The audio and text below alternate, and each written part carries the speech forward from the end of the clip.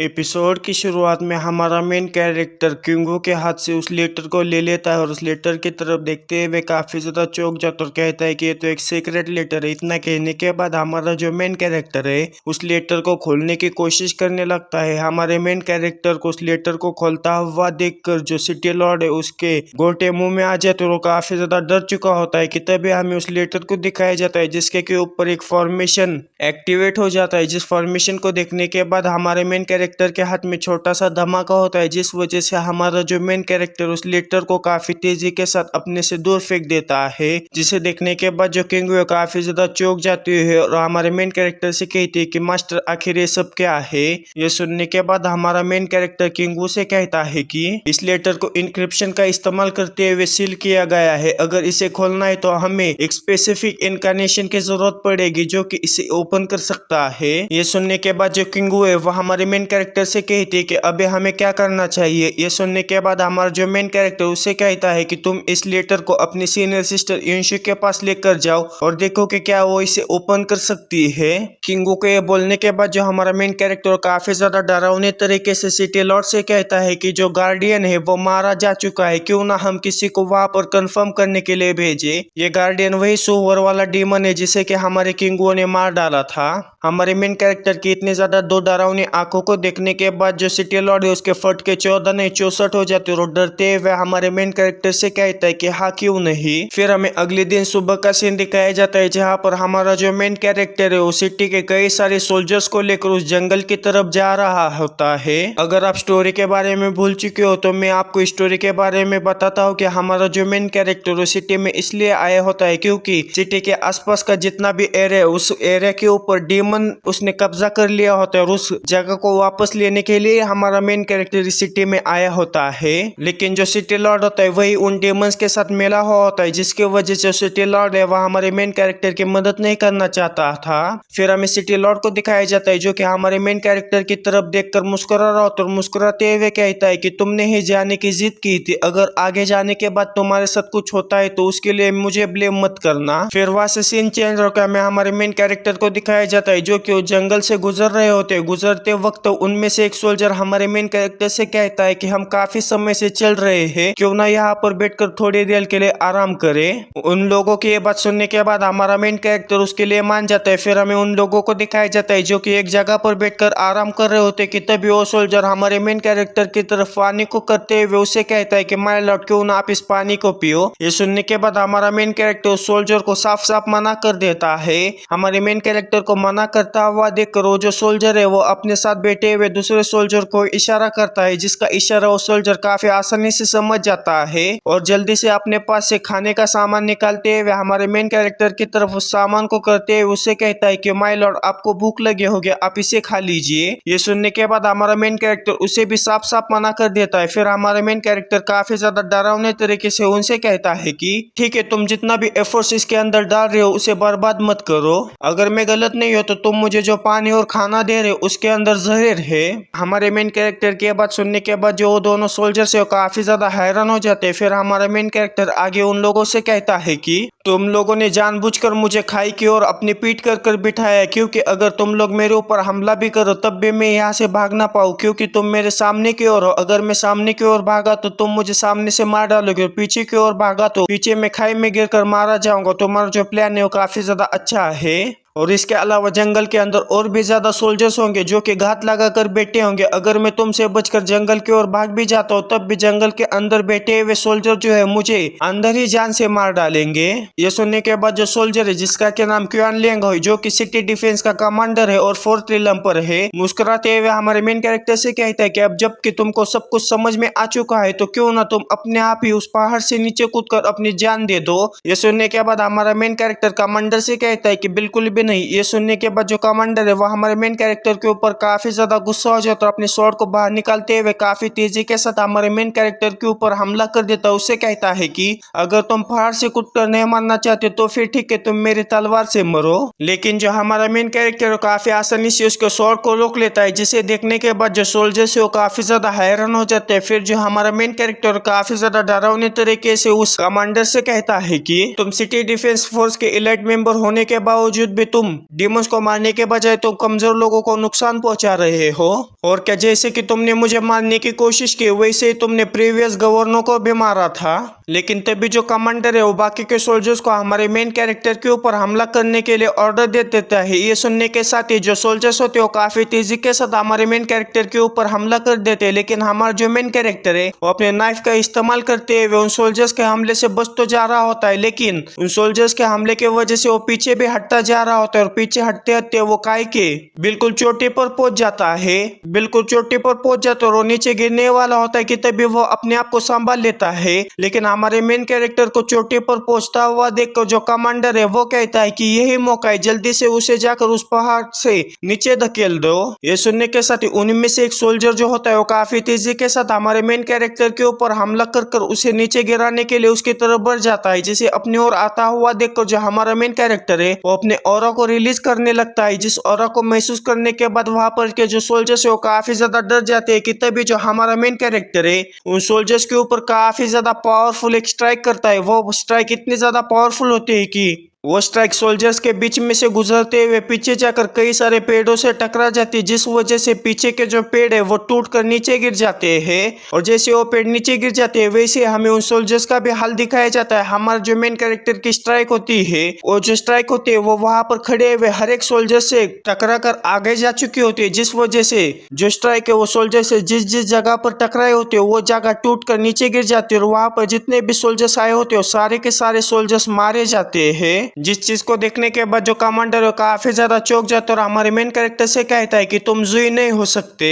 Commander के इतना कहने के साथ ही हमें कमांडर के सामने हमारे किंगू को दिखाया जाता है। उसी ने हमारे मेन कैरेक्टर का भेष लेकर इनके साथ आई होती है। जिसे देखने के बाद जो कमांडर है किंगू से कहता है कि आखिर ये कैसे हो सकता है, तुमने ऐसा कैसे किया। इतना कहने के साथ ही जो कमांडर है वो भी वहीं पर ही नीचे गिर कर मारा जाता है। उन लोगों को मार देने के बाद जो किंगू वो कहते हैं कि जो मिशन है वो सक्सेसफुली कंप्लीट हो चुका है। अब मैं ये जानने में काफी ज्यादा क्यूरियस हूँ कि आखिर मास्टर ने कितनी ज्यादा प्रोग्रेस की है। किंगू के इतना कहने के साथ ही हमें हमारे मेन कैरेक्टर को दिखाया जाता है जो कि काफी तेजी के साथ उसी डीमंस के इलाके की तरफ जा रहा होता है। फिर हमें उसी डीमन के इलाके का सीन दिखाया जाता है जहाँ पर एक ब्लैक स्मिथ जो लड़की होती है वो अपना वेपन क्राफ्ट कर रही होती है कि तभी पीछे से उसे किसी तरह की आवाज आती है। जब वो पीछे मुड़कर देखती है तो हमें पीछे एक गार्ड को दिखाया जाता है जिसके के सामने एक बूढ़ी औरत अपने घुटनों पर बैठकर उससे किसी तरह से माफी मांग रही होती है। फिर हमें उस गार्ड को दिखाया जाता है जो कि काफी ज्यादा डरावनी तरीके से उस बूढ़ी औरत से कहता है कि आखिर तुम्हें किसने कहा ये बंस खाने के लिए।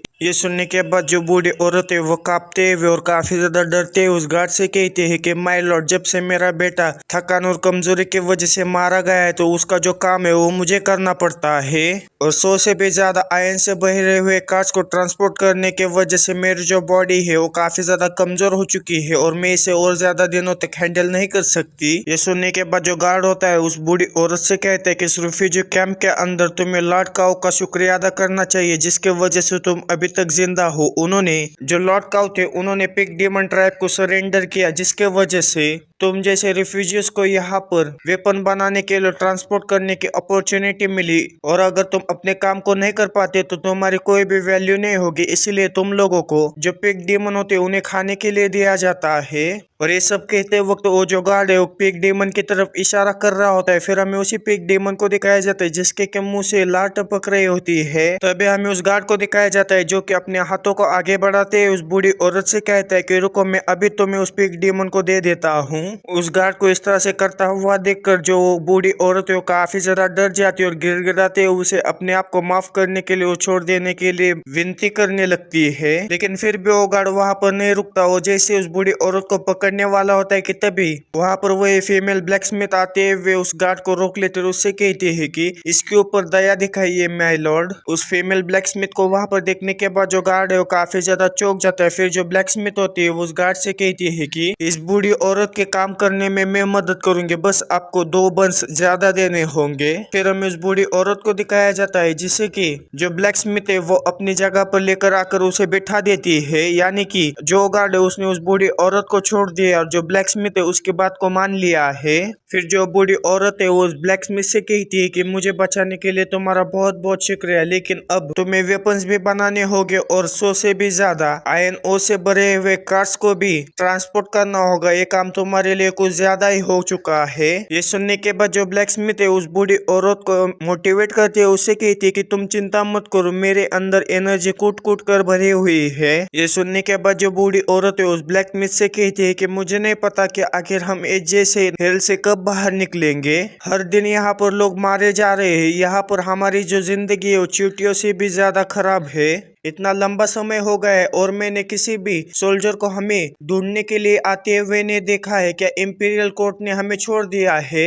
ये सुनने के बाद जो ब्लैक स्मिथ है उस बूढ़ी औरत से कहती है कि तुम चिंता मत करो, बस रुको, हमें बचाने के लिए जरूर ही कोई ना कोई आएगा। लेकिन तभी वहां पर एक छोटा सा कीड़ा आ जाता है और कोई नहीं बल्कि हमारा मेन कैरेक्टर ही होता है, जिसने कि अपना रूप बदला होता है। उस लड़की की तरफ देखते हुए कहता है कि एक ब्लैक स्मिथ अगर ये मेरे डिसाइपल बन जाती है तो मुझे वो काफी सारे वेपन्स फोर्ज करके देगी। इतना कहने के बाद हमारा मेन कैरेक्टर और भी ज्यादा आगे जाने लगता है और जाते हुए कहता है कि ऐसा लगता है कि इस खोई हुई जगह को रिक्लेम करने के लिए जिन सोल्जर्स के ट्रूप्स को यहाँ पर भेजा था, लगता है कि उन्होंने पिग डेमन ट्राइब को अपने आप को सरेंडर कर लिया है। और ऐसा लगता है कि जो पिग डेमन ट्राइब है उन्होंने सारे रिफ्यूजीज को कैद करके रखा है, जो कि उनके लिए वेपन्स भी फोर्ज करते हैं और कुछ काम न आने के बाद वो उनका खाना भी बन जाते हैं। इतना कहकर हमारा जो मेन कैरेक्टर है उस डेमन के एरिया को और भी ज्यादा एक्सप्लोर करने लगता है कि तभी हमारे मेन कैरेक्टर की नजर एक जगह पर पड़ जाती है, जहाँ पर जो पिग डेमन ट्राइब का चीफ है वो बैठा होता है, जिसका क्या नाम जुके होता है और वो 6th रिलम पर होता है।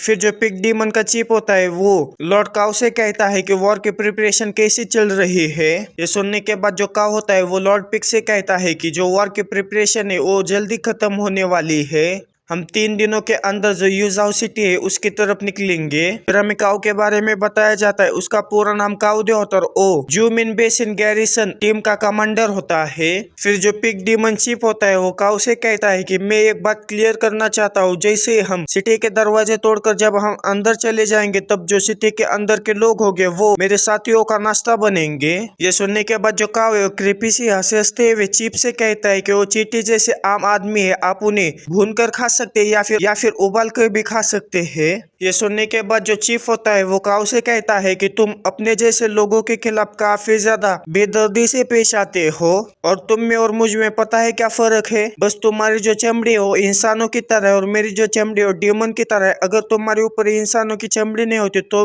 तुम भी मेरी तरह काफी ज्यादा डरावने और काफी ज्यादा खतरनाक डेमन होते। और उन दोनों के वहां पर जो कुछ भी बातचीत चल रही होती है उस बातचीत को हमारा जो मेन कैरेक्टर काफी आसानी से सुन लेता और कहता है कि मुझे जल्द से जल्द इसकी इन्फॉर्मेशन क्विफेंग को देनी होगी। इतना कहने के बाद हमारा जो मेन कैरेक्टर है वो अपनी वही टेक्निक जो कि इंशुस द्वारा उसे मिली होती है उस टेक्निक का इस्तेमाल करते हुए सारी की सारी इन्फॉर्मेशन को किंगू तक पहुंचा देता है।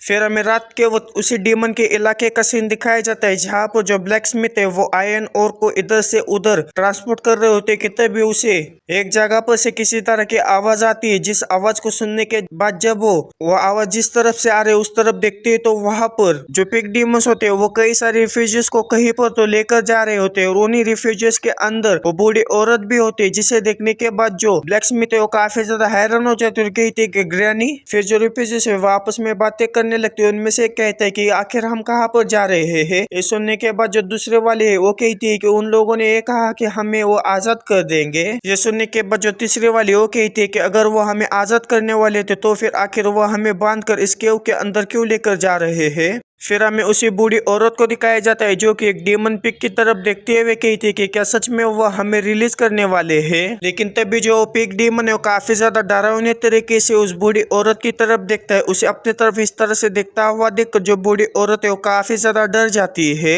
फिर हमें उन लोगों को दिखाया जाता है जो कि उस केव के अंदर आ चुके हैं, तो उनके सामने काफी बड़ा गड्ढा होता है और जब उन्हीं में से एक लड़की उस गड्ढे के अंदर देखती है तो काफी ज्यादा चौंक जाती है, क्योंकि उस गड्ढे के अंदर जो इंसान होते हैं उनके के काफी सारे कंकाल पड़े होते हैं, जिन्हें देखने के बाद जो लड़की जोर से चिल्लाने लगती है कि तभी पीछे से एक पिग डीमन आते हुए उसके सर को उसके धड़ से अलग कर देता है। उस लड़की के सर को धड़ से अलग करने के बाद जो पिग डीमन उस लड़की को नीचे फेंक देता है। नीचे फेंक देने के बाद उस बड़े से गड्ढे के अंदर काफी सारे प्लेटफॉर्म्स बने होते हैं। वो लड़की का जो बॉडी होती है उस प्लेटफॉर्म के ऊपर आकर गिर जाती है। उस लड़की का जो सर होता है वो उन्हीं कंकालों के बीच में जाकर गिर जाता है। लेकिन जिस प्लेटफॉर्म पर उस लड़की की बॉडी पड़ी होती है, उस लड़की के बॉडी को एक पिग डीमन काफी तेजी के साथ अंदर खींचते उस लड़की के सारे कपड़ों को फाड़ देता है। उस लड़की के सारे कपड़ों को फाड़ देने के बाद जो वो पिग डीमन होता है वो अपने पास दूसरे पिग डीमन को बुलाकर उससे कहता है कि उसे उठाकर वहां पर टांग दो और इसके अंदर से जो सबसे ज्यादा लजीज मीट मिलेगा उसे अपने बॉस की तरफ भेज दो।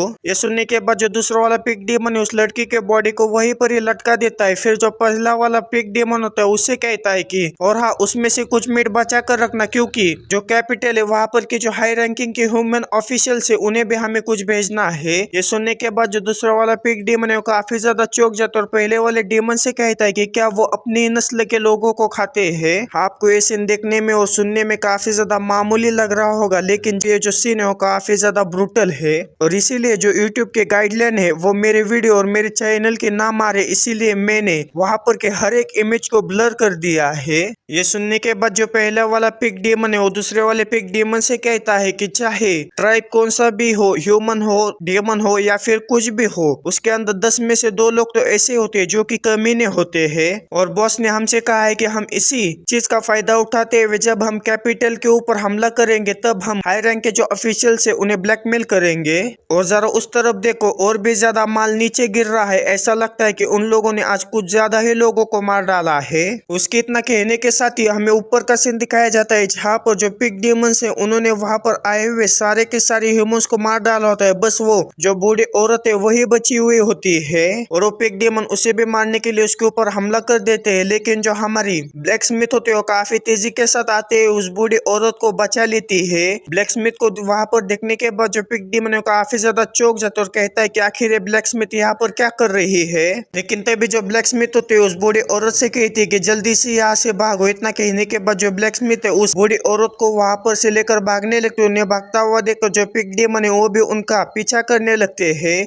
लेकिन जो बूढ़ी औरत है वो बुढ़े होने की वजह से ज्यादा तेज भाग नहीं पा रही होती, जिसके वजह से जो पिग डीमन है उनके काफी ज्यादा करीब पहुंच जाते हैं। जिसे देखने के बाद जो बूढ़ी औरत है वो जो लड़की है उससे कहती है कि मैं तुम्हें धीमा कर रही हूँ, अगर हम इसी तरह से दौड़ते रहेंगे तो जो पिग डीमन है वो काफी आसानी से हमें पकड़ लेंगे, इसीलिए मुझे यहीं पर ही छोड़ दो, तुम यहाँ से भाग जाओ। ये सुनने के बाद जो ब्लैक स्मिथ है वो वहीं पर ही रुक जाती है और कहती है कि अगर ऐसी बात है तो मैं इस रिस्क लूंगी। इतना कहने के बाद वो काफी तेजी के साथ वहीं पर से पीछे मुड़ते उस पिग डीमन की तरफ बढ़ने लगती है। उसे अपनी तरफ आता हुआ देखकर जो पिग डीमन है वो भी अपने स्वॉर्ड से उसके ऊपर हमला करते हुए उसे कहता है कि तुम सुसाइड करने के लिए मेरी तरफ आ रही हो। लेकिन जो ब्लैक स्मिथ है वो पिग डीमन के हाथ को पकड़ लेती है, लेकिन पिग डीमन के हाथ का वजन इतना ज्यादा होता है उस वजह से जो ब्लैक स्मिथ है वो जमीन के अंदर धंसने लगती है। लेकिन वो काफी आसानी से उस पिग डीमन के हाथ को पकड़ लेती है। उसे इतने आसानी से और इतना टाइटली अपने हाथ को पकड़ता हुआ देखकर जो पिग डीमन है वो भी काफी ज्यादा हैरान हो जाता है और कहता है कि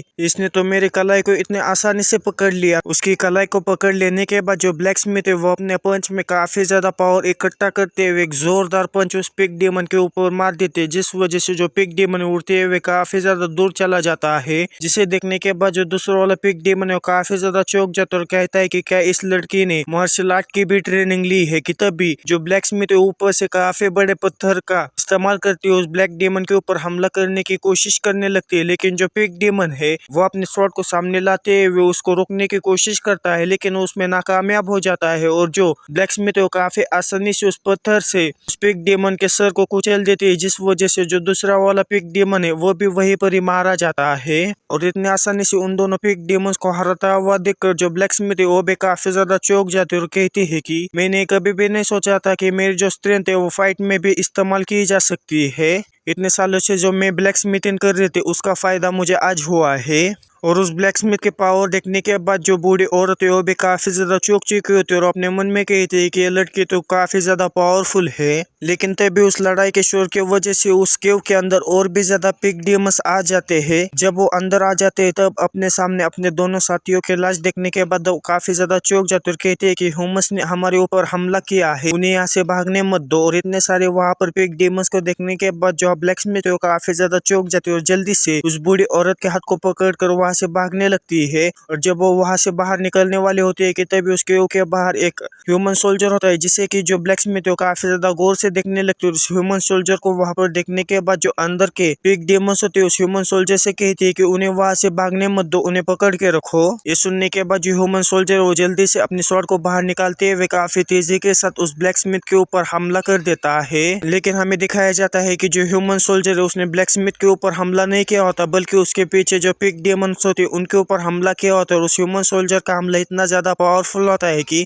उसके पीछे जितने भी पिग डेमंस है वो एक वार के साथ खत्म हो जाते हैं। फिर हमें उस ह्यूमन सोल्जर को दिखाया जाता है, वो ह्यूमन सोल्जर और कोई नहीं बल्कि हमारा मेन कैरेक्टर होता है जो कि मुस्कुराते हुए कहता है कि काफी ज्यादा करीब था, इसलिए मैंने काफी ज्यादा मुश्किल से उनके ऊपर हमला करते उन्हें जान से मार दिया, अगर थोड़ा भी इधर उधर हो जाता तो मारी जाती। फिर जो बूढ़ी औरत है वो हमारे मेन कैरेक्टर को जान बचाने के लिए शुक्रिया अदा करने लगती है, लेकिन हमारा मेन कैरेक्टर उससे कहता है कि अभी बातचीत करने का समय नहीं है, हमें जल्द से जल्द यहाँ से निकलना होगा। इतना कहने के बाद हमारा मेन कैरेक्टर अपनी ट्रांसफॉर्मिंग स्किल का इस्तेमाल करते हुए उन दोनों को भी उड़ते हुए कीड़े में बदल देता है, जिस बात से वो दोनों काफी ज्यादा खुश हो जाते हैं क्योंकि वो उड़ रहे होते हैं। फिर हमें कुछ समय बाद उस डेमन के एरिया से थोड़ी दूर का सीन दिखाया जाता है जहाँ पर हमारा मेन कैरेक्टर ब्लैक स्मिथ से कहता है कि तुम चिंता मत करो, मैंने ग्रैनी को सेफ जगह पर छोड़ा है। ये सुनने के बाद जो ब्लैक स्मिथ होते हैं वह हमारे मेन कैरेक्टर से कहती है कि तुमने मेरी जान बचाई, लेकिन मैं ये नहीं जानती कि तुमने जो हमारे ऊपर एहसान किया उसे कैसे चुकाऊं। ये सुनने के बाद हमारा मेन कैरेक्टर ब्लैक स्मिथ से कहता है कि आखिर तुम्हारा सपना क्या है।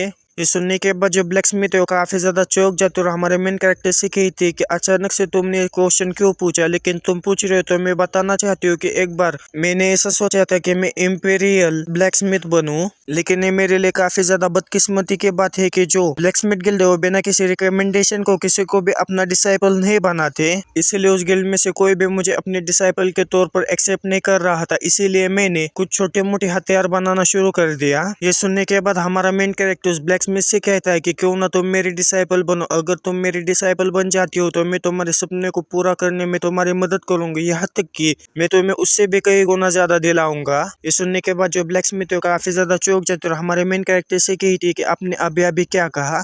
ये सुनने के बाद हमारा मेन कैरेक्टर पीछे मुड़ते हुए उसे कहता है कि जब तक कि तुम मुझे मास्टर बुलाते हो, लेकिन जब वो पीछे मुड़कर देखता है तो वहां पर वो ब्लैक स्मिथ नहीं होती, जिस बात से वो काफी ज्यादा चौंक जाता है कि तभी उसकी नजर नीचे जाती है जहाँ पर जो ब्लैक स्मिथ है वो घुटनों पर बैठी होती है और हमारे मेन कैरेक्टर से कहती है कि डिसाइपल आपको रिस्पेक्ट पे करता है।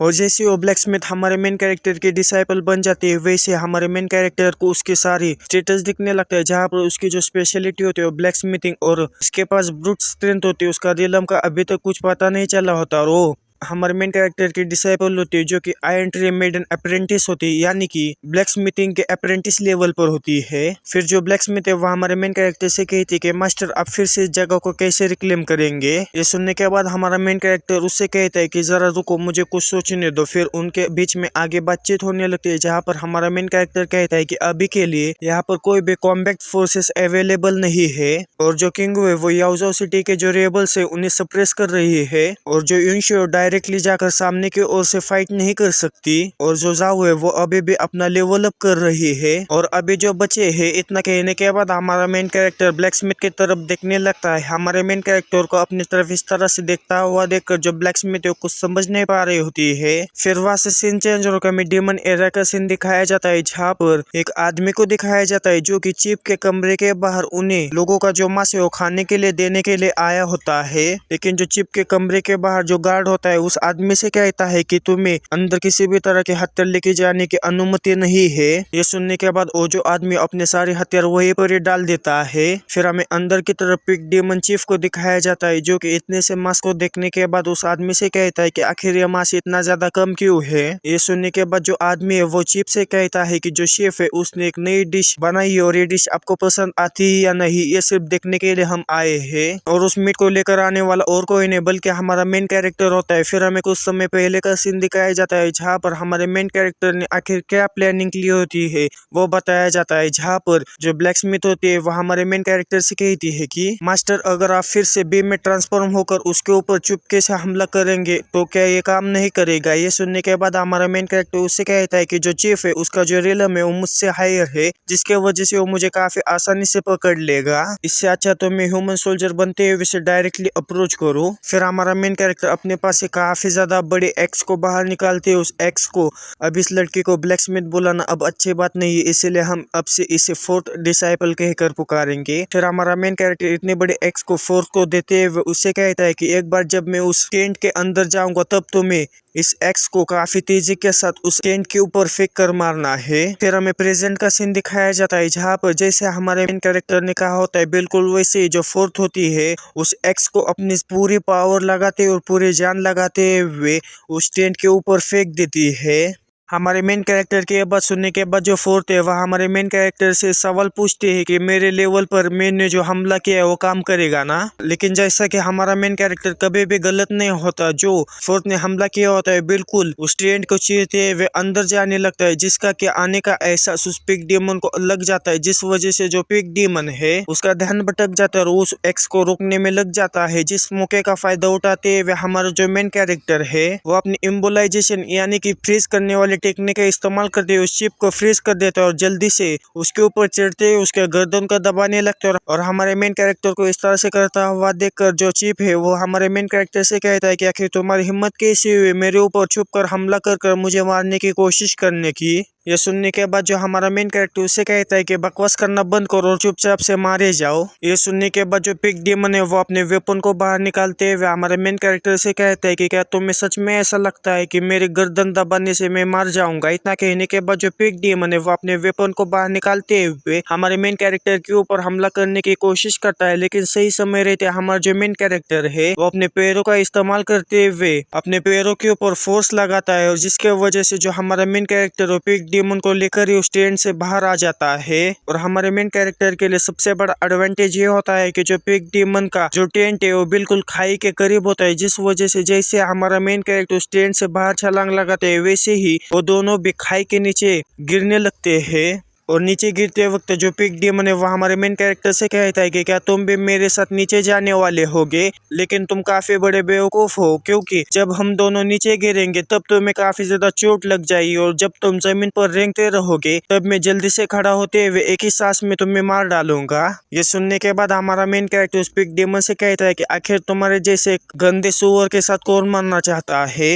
इतना कहने के बाद हमारा मेन कैरेक्टर पता नहीं किस टेक्निक का इस्तेमाल करता है, लेकिन उस टेक्निक का इस्तेमाल करते हुए हमारा मेन कैरेक्टर काफी तेजी के साथ पिग डीमन से बाजू हट जाता है, जिस वजह से जो पिग डीमन है वो काफी तेजी के साथ आकर जमीन से टकरा जाता है। लेकिन हमारा मेन कैरेक्टर अपने टेक्निक के वजह से काफी आसानी से उस जमीन पर उतर आ जाता है। इतने ऊपर से नीचे गिरने के बाद वहाँ पर काफी धुआं हो जाता है, लेकिन धुआं हटने के बाद हमें दिखाया जाता है कि जो पिग डीमन है उसकी चमड़ी मोटी होने की वजह से इतना ज्यादा ऊपर से गिरने के बावजूद भी उसे ज्यादा चोटें नहीं लगी होती, लेकिन उसे जितनी भी चोटें लगी होती उन चोटों को हील करने के लिए जो पिग डीमन है वो अपनी डिमोनिक एनर्जी का इस्तेमाल करते हुए सारी की सारी चोटों को ठीक कर लेता है, जिसका कि अंदाजा हमारा मेन कैरेक्टर काफी आसानी से लगा लेता है। और अपने मन में कहता है कि उसने अपनी काफी ज्यादा डिमोनिक एनर्जी अपने घावों को हील करने में ही लगा दी है। इसका ये मतलब है कि वो अब ज्यादा देर तक अपनी इतने बड़े साइज को मेंटेन नहीं कर पाएगा। इसका ये मतलब है कि जो पिग डीमन है वो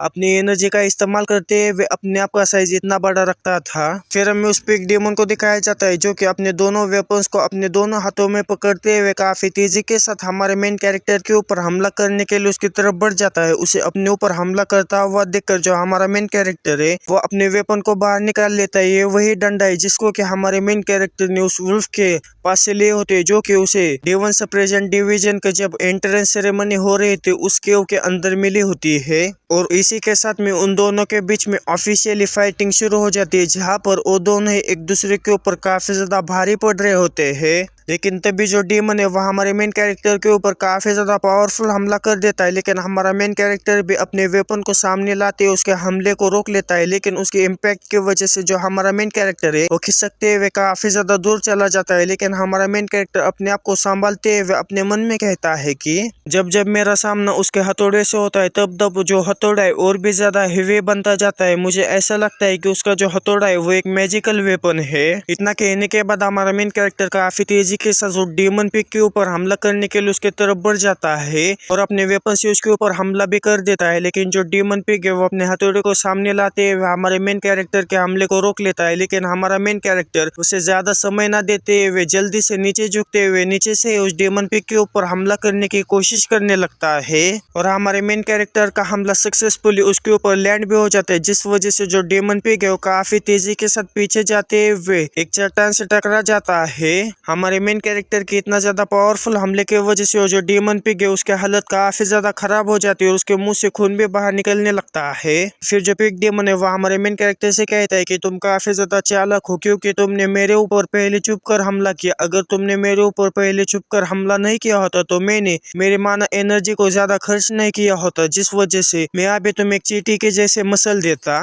लेकिन हमारा मेन कैरेक्टर उसे बोलने का मौका ना देते हुए अपने वेपन को बड़ा करते हुए उस डीमन पिग के ऊपर हमला कर देता है। लेकिन जो डीमन पिग है वो साइड हटते हुए हमारे मेन कैरेक्टर के हमले से बच जाता है और हमारे मेन कैरेक्टर से कहता है कि तुम मुझे सांस लेने का भी मौका नहीं दे रहे हो। इतना कहने के बाद जो पिग डीमन है वो अपने वेपन को अपने पास बुलाते हुए अपने वेपन से हमारे मेन कैरेक्टर के डंडे के ऊपर हमला करने की कोशिश करने लगता है। लेकिन सही वक्त रहते हमारा जो मेन कैरेक्टर है वो अपने डंडे के साइज को छोटा कर लेता है, जिस वजह से जो डीमन का हमला है वो जमीन से टकरा जाता है। लेकिन हमारे मेन कैरेक्टर को उसके मैजिकल वेपन यानी कि उसके हथियार के बारे में सब कुछ पता चल चुका होता है, इसलिए वो उस पिग डीमन से कहता है कि जब जब तुम अपने हथौड़े से किसी और वेपन के ऊपर हमला करते हो तब तब तुम्हारा जो वेपन है वो चार्ज होता है। इसका ये मतलब है कि तुम्हारा जो वेपन है और भी ज्यादा भारी होता जाता है। अब मैं तुम्हारे वेपन को मेरे वेपन से कभी भी टकराने नहीं दूंगा। ये सुनने के बाद जो पिग डीमन है वो हमारे मेन कैरेक्टर से कहता है कि क्या तुम्हें सच में ऐसा लगता है कि तुम्हारा जो प्लान है वो काम करेगा। इतना कहने के बाद जो डीमन पिग है हाँ उसके पास दो वेपन्स होते हैं यानी कि दो हैमर्स होते हैं। उन दोनों हैमर्स को आपस में ही टकरावा देता है, जिस वजह से उनकी जो एनर्जी है वो फिर से बढ़ जाती है। जिसे देखने के बाद हमारा मेन कैरेक्टर काफी ज्यादा चौंक जाता है और कहता है कि वो तो अपने दोनों वेपन्स को एक दूसरे से टकरावा कर उन्हें फिर से एनर्जी दे सकता है। इतना कहने के बाद हमारा जो मेन कैरेक्टर है फिर से एम्बोलाइजेशन टेक्निक का इस्तेमाल करते हुए फिर से उस डेमन पिग को वहीं पर ही फ्रीज कर देता है। लेकिन उसे फ्रीज करने के बाद जो हमारा मेन कैरेक्टर कहता है कि अगर किसी का लेवल मुझसे ज्यादा हाई होगा तो वो उसके ऊपर ज्यादा देर तक मेरी जो एम्बोलाइजेशन टेक्निक है वो काम नहीं करेगी, इसलिए मुझे जल्द से जल्द इसे खत्म करना होगा। इतना कहने के बाद हमारा जो मेन कैरेक्टर काफी तेजी के साथ जाते हुए अपने वेपन की जो सरपन टेक्निक है उसका इस्तेमाल करते हुए लगातार उस डेमन पिग के ऊपर हमला कर देता है। लेकिन जो डेमन पिग है वो अपने दोनों हथौड़ों का इस्तेमाल करते हुए उसके हर एक हमले से बचता जा रहा होता है।